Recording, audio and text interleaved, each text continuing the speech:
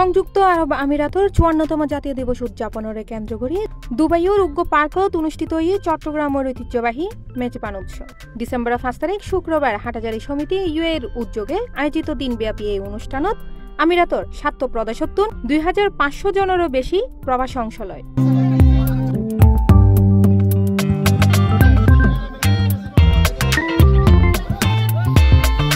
উৎসবমুখর পরিবেশত বিভিন্ন বয়সের প্রবাসী হলে পরিবার পরিজন সহ আনন্দ কোনো সময় হাঁটায়। শিশু কিশোর হলরে আমিরাতর জাতীয় পোশাক প্রতিযোগিতা, আমিরাতর ইতিহাস ঐতিহ্য বিষয়ক কুইজ, মহিলা অলল্লাই দেশি পিঠা প্রতিযোগিতা, ফিলো পাসিং, গুরুবাচ্য হল দৌড় প্রতিযোগিতা এবং ঐতিহ্যবাহী হানা ও সংস্কৃতির নতুন প্রজন্মের সামনে তুলে ধরনি আছে তার প্রধান উদ্দেশ্য। সবাই ভালো লাগছে, ফ্যামিলি আসছে, আমার এখানে লাগতেছে কি আমি এখন বাংলাদেশে আছি। চিটাগাংয়ের মেজবানটা অনেক ভালো লাগছে, আমার সবাইকে অনেক ভালো লাগছে। এখানে অনেক ডিফারেন্ট টাইপস অফ কম্পিটিশন হচ্ছে, যেরকম রেস, ড্রয়িং, কুইজ কম্পিটিশন, এরকম অনেক।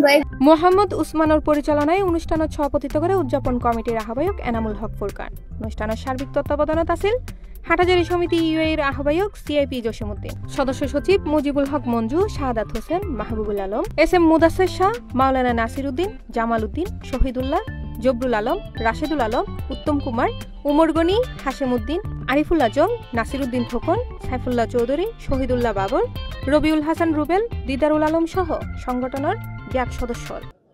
এই হাটহাজারী সংযুক্ত আরব আমিরাতে বসবাসরত সবাইকে নিয়ে আমাদের মানবিক সংগঠন হাটহাজারী সমিতি আমিরাতের ৫৪তম যে বিজয় দিবস, এটা উপলক্ষে আমরা সবাই একসাথে হয়েছি। ঐতিহ্যবাহী হাটহাজারী সমিতির উদ্যোগে যে আয়োজনের মেজবান, এখানে আমাদের অনেক সম্মানিত ভাই আছেন, সকলের মেহনত পরিশ্রম সাপোর্টের কারণে এটা আজকে এখানে আলহামদুলিল্লাহ। অনুষ্ঠানের বিশেষ আকর্ষণ আছিল আমিরাতত অবস্থানরত হাটহাজারী ৩ কৃতি শিক্ষার্থীর সংবর্ধনা।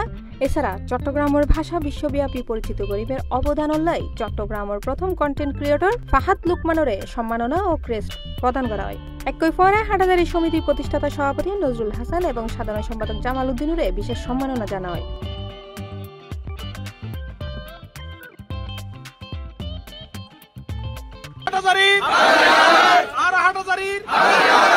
C plus TV, Chittagong.